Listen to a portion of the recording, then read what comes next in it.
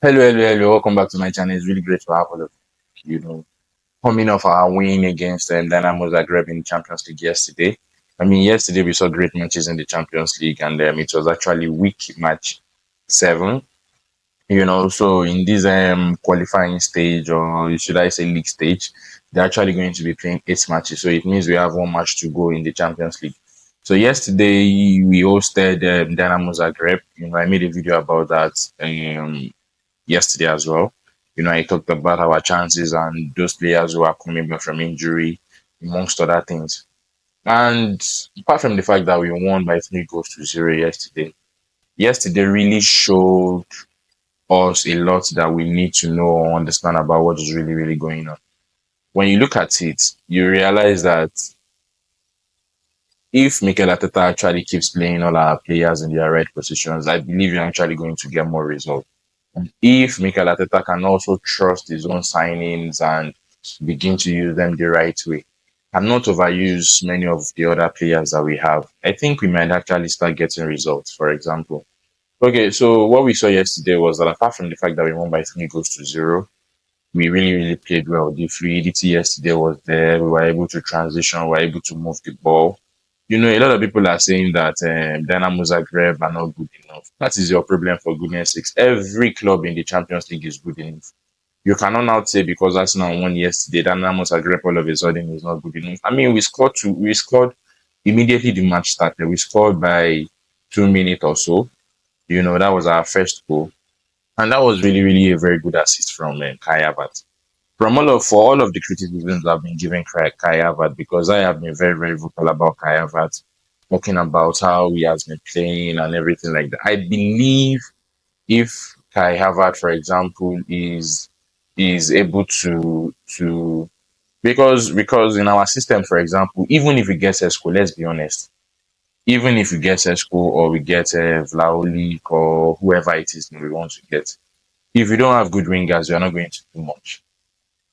We are not going to do much because see, I know we blame Kai Havertz, I know we do all of these things, but as at this point in time, I think he has scored about 14 goals in all competition. Let me even confirm. Kai Havertz goals this season. Okay, so as of now, in the Premier League 2024, 2023, 2024, Kai Havertz has scored 12 goals. In 34 matches, he has scored 5 goals at home and 7 goals in away matches. I understand that he can actually score more goals. I've been very, very critical about Kai Havertz, but he still does some things that at least we can manage for now.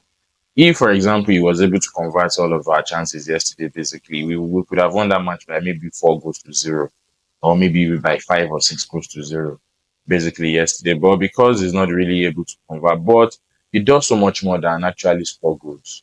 I know at the end of the day, it all boils down to goals. How many goals is he able to score? Are we able to win matches? I know. But the things he does, Kai Havertz comes to the midfield, he goes back to the box, he comes to the wing, he support the midfield and every other thing. Now we know that proper strikers are supposed to sit down in the box, just like the way Haaland has been playing for Manchester City. But there are times that doesn't really work as well. There are times that doesn't really work as well because if you have somebody that can actually come back to the midfield and carry the ball, support the attack, it can be an addition sometimes. You can see Man City yesterday. Man City lost by 4 goals to 2. Yesterday, they scored 2 goals first. And, before you know it, PSG actually equalized and even won that game by 4 goals to 2.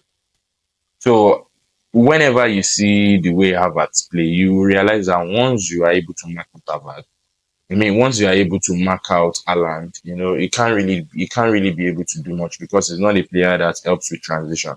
He's just a box. He's just a nine player. He just wants to stay in the box all through. Looking for how to score, looking for the goals to score. But Kai Havertz actually offers more than that. We wouldn't be having any of this conversation, for example, if Kai Havertz is able to actually convert all of the goals he has, because he's a complete player as far as I'm concerned. If he's able to, the only thing he needs to do now is just to learn to be able to score more goals, convert more of the chances that comes his way. But minus that, is actually a better and complete striker as far as I'm concerned. You can look at the goals and say that Alan, for example, is able to score more goals. I understand that Alan is able to score more goals. But overall, I think Kai Havertz is actually a proper and better player. Because Kai Havertz helps the team. Kai Havertz is able to help in attack. He's able to do so many things. That was what Alvarez was actually doing at Manchester City before he left. You get, so we cannot be critical about Havertz. We can actually even get a better player. I agree. But we also miss the hard work of Kai Havertz in our system because it does a lot. It disturbs defenders, it does this, it does that. And these little things are things that we really do not value right now because it doesn't score more goals. I just wish something can happen to Kai Havertz and he will begin to convert many of the chances he always have, or many of the chances that always come his way. Yesterday we saw Kyrgios play in pair with Gabriel yesterday, and they play fantastically well. I have always been saying that Ateta needs to trust all of these players, make them play the place they are assigned to play. Alexander Zinchenko yesterday was also fantastic. He played really very well yesterday. We have had all of these players on the bench for a while now, and we have been skeptical about. I know Zinchenko just came back from injury actually, but looking at Kyrgios, Ateta does not trust Kyrgios enough, or should I say we fans? No, I don't even think it's we fans because if Ateta really trusts the player, he will force that player down your throat. Just like the way he's forcing Martinelli down our throat every single now and then. I know Martinelli is not like I know Martinelli has had a couple of bad seasons. It's not like he's entirely a bad player like that. Or should I say that Arsenal has actually evolved beyond Martinelli? But Mikel Arteta, if he wants to force a player down your throat, he will force the player down your throat. And there's nothing you can do. So I'm happy that at least yesterday, for the better part of the match, he did not use Thomas Partey at all. I'm not happy because he didn't use Thomas Partey. I'm even happy because he did not use Thomas Partey as a two. Because the way we have been playing, even the way we played against Aston Villa, is that Thomas Partey played as a two, then Gabriel and Timber actually paired in 5 and 6. Then we have Califu and we have Lewis Kelly play as a three. So while we have Kyrgios on the bench throughout the match, and Thomas Partey could have been very useful in the midfield. So I'm really very happy with what I saw yesterday. I'm happy that at least he's able to give him the chance. Because if we don't give this season already, I mean, it's already a trial and error football. So why not just build these players? Why not just using build him already? The criticisms are there already. So just bring him in, let him learn his mistakes, let him grow. If we have Kyrgios, for example, we are going to sell Kyrgios now, and then who are we bringing in? If we say that Kyrgios should leave the team, who exactly are we bringing in? And we brought in Kyrgios as a backup, but he's not playing as a backup. And yesterday he played as a backup, and he really, really played very well. All of our guys played really very well yesterday. Maybe because, for example, the difference between Arsenal and Dynamo is actually wide. There is no doubt about it. There is actually a wide difference between us and Dynamo Zagreb yesterday. We had how many corners we have? We have about 12 or 13 corners yesterday. And they just have about one or two. So that win yesterday has actually taken us back to third on the league table of the Champions League. So currently now we are on 16 points. We are on the same point with Inter Milan, who are currently fourth on the table.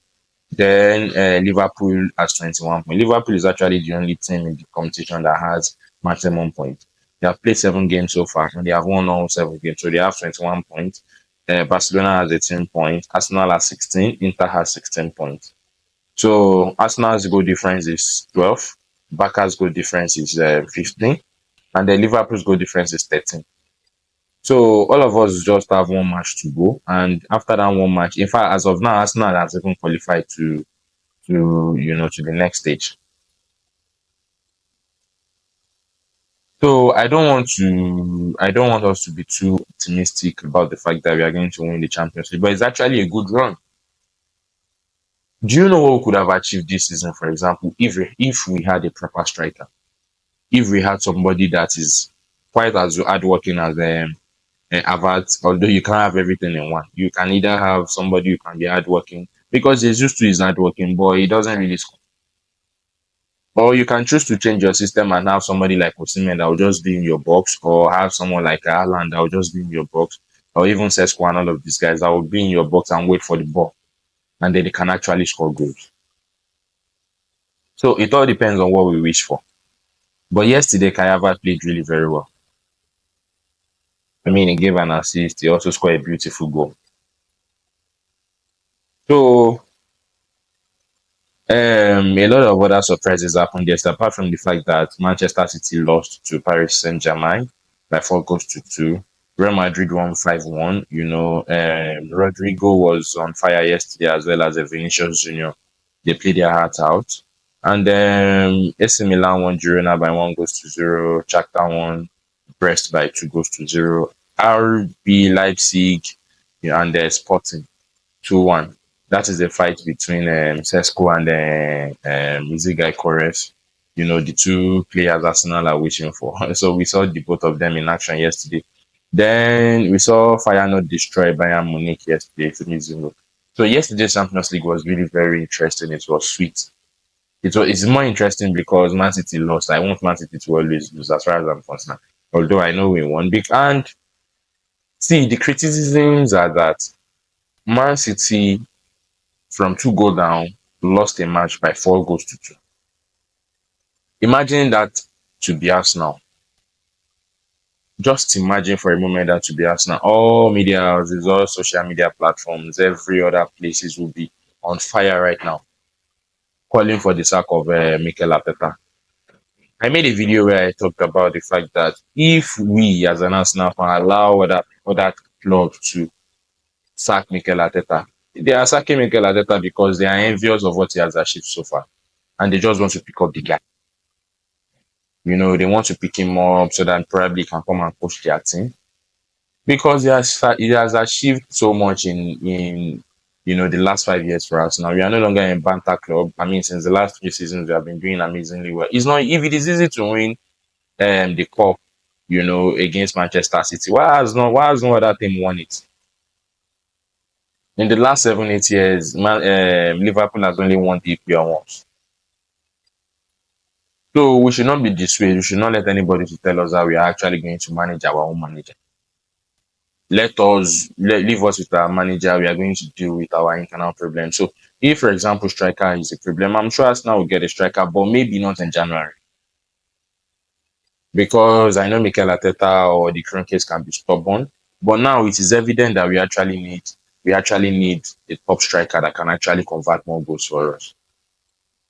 Because at the end of the day, it still boils down to your 3 points. And if you're able to take your chances, you get more 3 points, and these 3 points win you cups.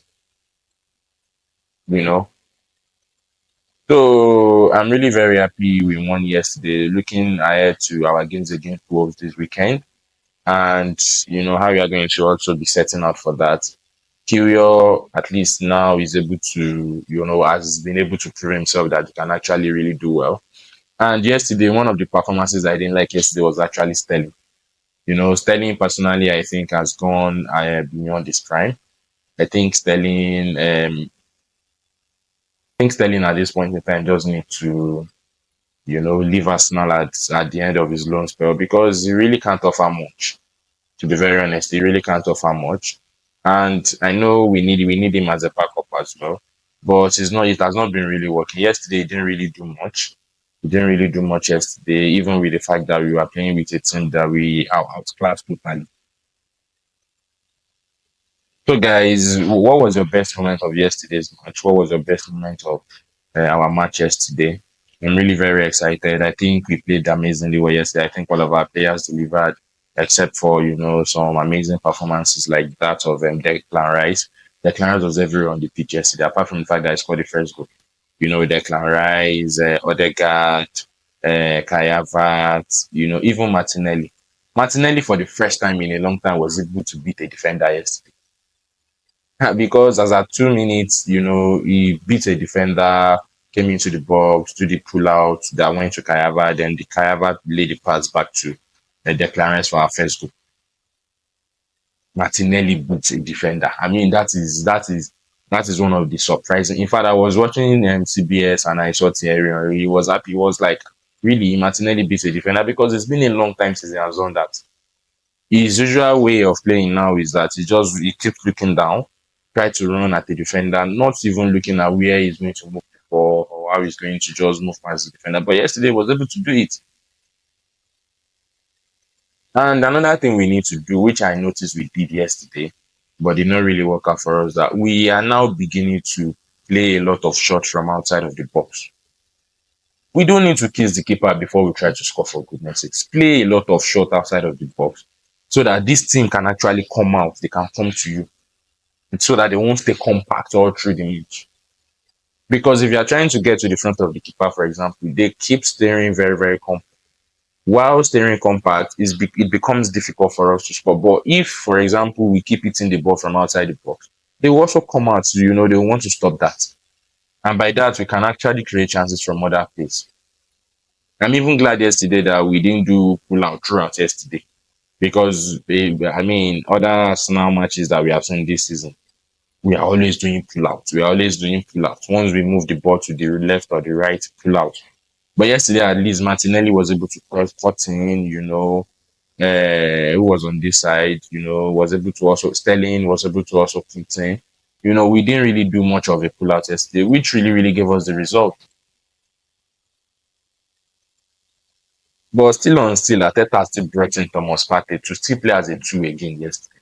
Although that was as at the time where I think we were already on 2 goals, you know. So I think it was maybe a precaution. I don't know. I don't know what really happened. But then he still brought him in yesterday. I mean, I was actually thinking maybe he was going to just bring him back to the midfield so that we can take more control of the midfield. Anyways, guys, so this is just me talking about the match yesterday. What actually do you think was the best moment? What do you think really happened in the match? So just like I said, looking up to the weekend now, against Wolves, and hopefully we are going to win that as well, so that we can come back to our best form.